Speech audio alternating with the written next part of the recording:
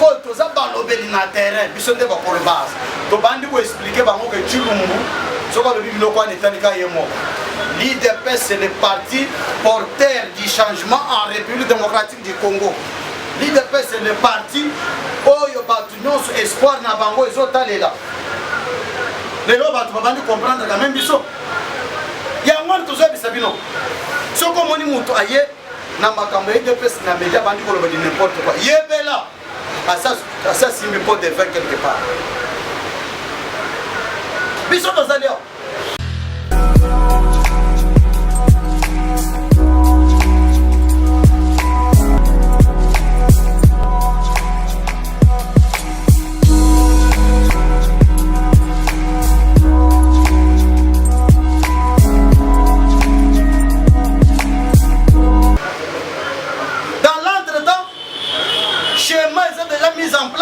Neutraliser par mobilisateur biso que batouana le rôle de mingi comme ça tout ça par tous les moyens tout ça tout pour déstabiliser bango NON Félix ata batunyo so batikiye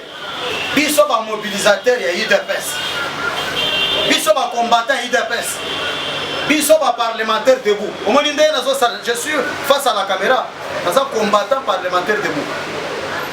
Et ça n'a pas moussou sur la salle à côté de l'homme on a qu'à partir où il y a IDPS. Il y a bango moussa les akoyiba, ko finga, ko le dit n'importe quoi. Mais sur le terrain, bazo ça les gens comme côté.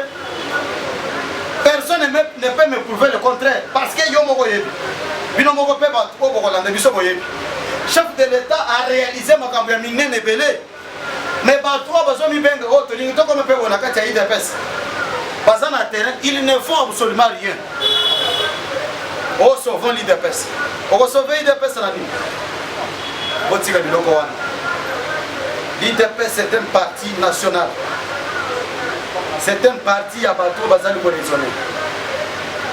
Boti Kambutu Muto Bozan Angopo, l'IDPS c'est à la déstabiliser. Nous n'avons qu'un seul objectif. C'est de conserver ce pouvoir le plus longtemps possible. Pouvoir, et ça n'a pas moussé le lot que tu vas bimi. Tant que tu as la démonstration, tu as la marche, tu as la macambia minée dans la centre-ville. Quand tu as coach à centre-ville, on a centre-ville, de ville général. Yo, mi bien que soit professeur Soginan. Est-ce qu'à l'époque, il y a un professeur Vanda au la marche? Un professeur Vanda Kokima. Question que mon yo. Musala na yokufi obanda ko batela musala oya yoti ba nomé bino ba porte parole IDPS to somo ne loko mokote boyebi bien que tant que Tshisekedi azali vivant il ne vous a jamais donné ou bien confié les postes de responsabilité au sein de l'IDPS boyebi yango mais besoin de tout les gens marquent kabunda manamke parce que vous avez l'ensemble de vous finir villageois mais va confier partout bino ba kinois point d'interrogation naza face à la caméra na zo bisabino bande ko na biso bazali bande amboko bolandanga je suis vraiment fâché na ko ezoleka Félix azali vraiment visé ciblé na ba ennemi mais likambo ya kokamba ozomona bato bazala kati ya IDPS ba miyibi ya bango musaleza Félix azala déstabiliser azanga ko diriger mboka baseka biso soki IDPS arate ko zongisa mboka na esiko elongobani wana bozela timo ko yeso ko zonga mais yo sango ko zonga ngolini yo zana date na jour il n'y a pas un parti politique na mboko oyo ko sala makambo ya minene ko IDPS asa esate yango na tozo bisa bino bande ko na biso bokolanda biso chef de l'État fongona miso na cabinet oya yo wana. Ils sont en train de chercher comment déstabiliser les têtes pensantes. Oh, bazali ko aider yo. Mais toyebi récemment ils ont ba musu baza trempé na kati ya corruption na ba niyibi na ba makambo ya mabe. Il faut tout le monde justice et ça na ngo. Donc on le dit que yo ça la justice. Justice est déjà mise en place. Il faut que justice et ça na ngo. Il faut que yo ba kombo ya ba niyibi. Oh bah mais ça n'a pas eu ko piller ko ça n'importe quoi quand même que bakangi bango bakonsiara bango to uti komona bango bazongisi na mbongo mais mbongo wana opération na basalaki bango moko bazana bato oyo basalaka na bango opération wana il faut bato wana bazala déféré devant la justice oyebi bien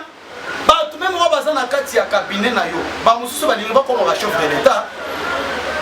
bakolingaka jamais yo oresir na mandat na yo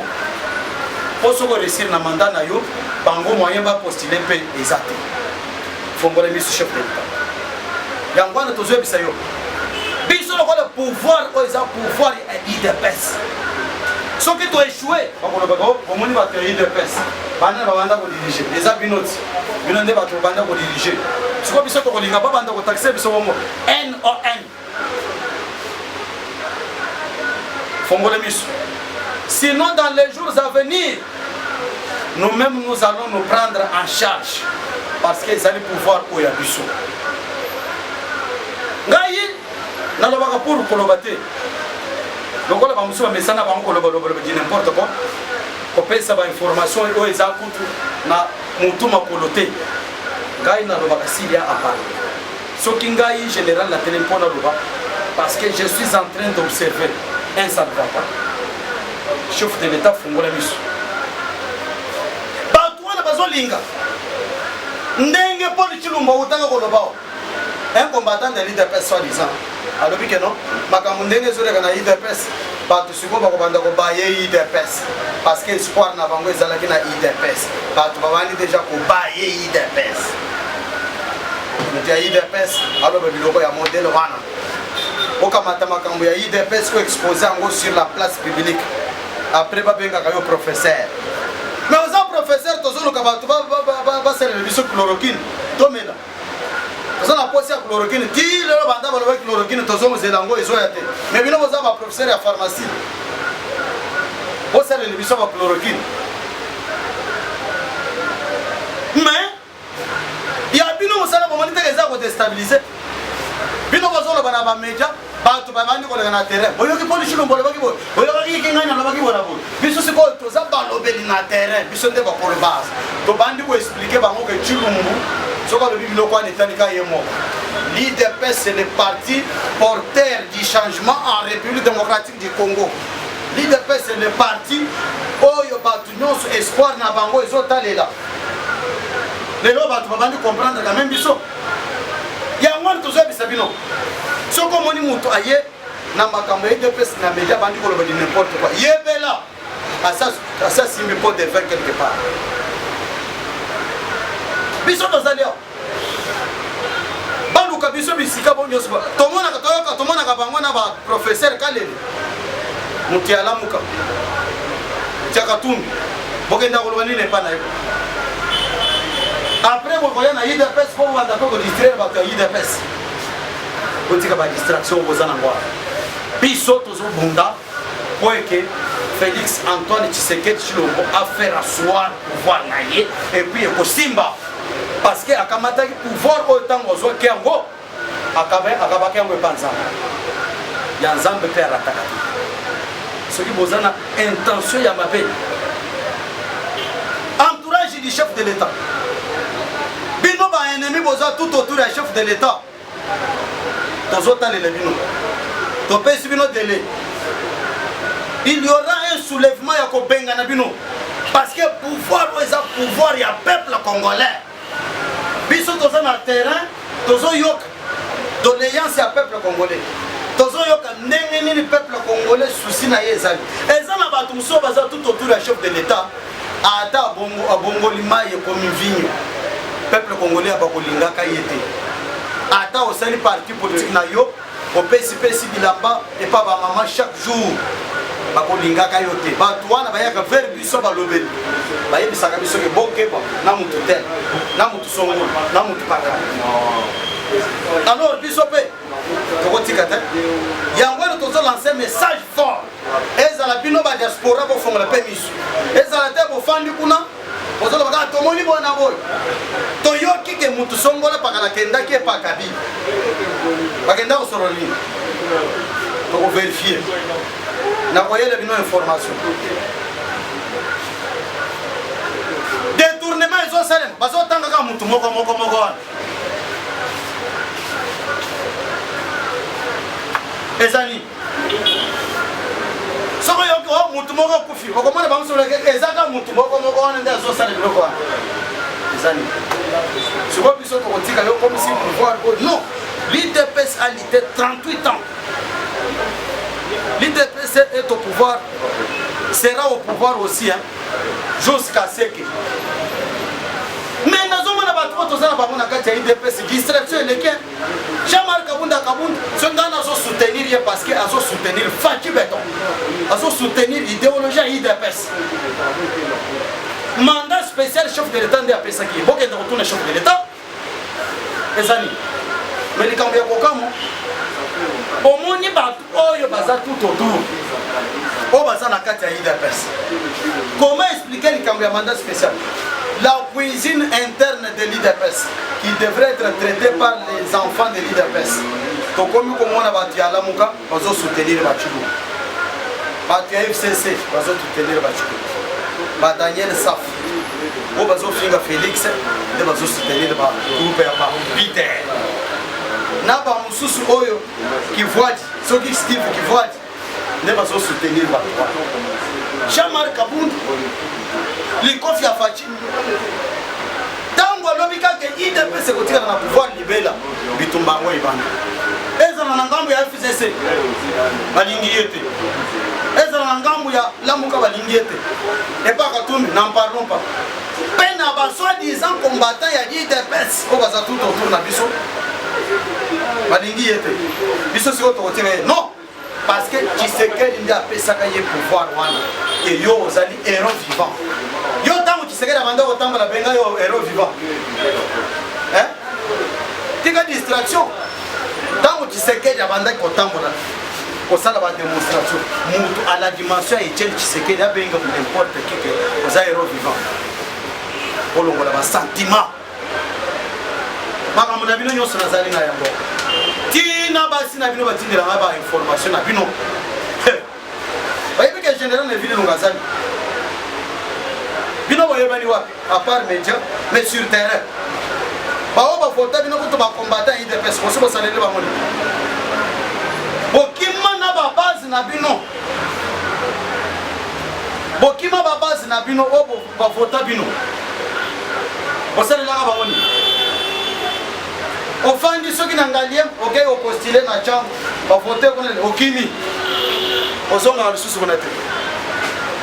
et puis ozozela na 2023 d'ailleurs likambo ya 2023 kutezate parce que bino moko bozomona ndenge nini evolution nani coronavirus élection ya 2023 parce que bozomona mbongo nyonso ndenge ezali kokende na makambo ya traitement ya corona mwa ndambo ezalaka avant ekendaka nano na likambo ya ebola mususu toyaki kokatekendaki na makambo ya gratuité de l'enseignement yo ofandi chez yo bazobunda mpona coronavirus esila yo na mutu na yo ozoreve élection oza liboma sika babiloko wana élection bozela nanu tosilisa makambo toza na yango gratuité de l'enseignement efanda nanu bien tokotala makambo na biso mosusu wana nsima ntango koya na buzoba article 70 lobinini chef de l'État kotikala na pouvoir jusqu'à l'installation ya nouveau président élu mais élu on a koya ndenge nini soko élection esala bite tokobenga na mer mende aya expliquer biso article oyo abanda koloba wana Kabila restera au pouvoir jusqu'à l'installation du nouveau chef de l'État élu soko boyi Katisa Brazzaville kuna pe corona ezali pe soko boyi kuna kenda ata na Gabon kuna pe corona ezali okozala obligé ozonga na République démocratique du Congo awa na République démocratique du Congo pe kokuta Fatih Béton afandi ndena yango chef combattant bande on a biso kolanda biso nazaki face à la caméra nazali pe na kozala général de ville lunga nazala makambo mingi ya kolo maintenant ils ont permettre te lobiso kinzamba sungi tokozala na bino mikolo tokozala na bino on a kolakisa bino makambo ezali koleka aussi to lancer message mopanzi ya chef de l'état batalela bayebela côté wana tozomona ngo clair te mopanzi wana bayebela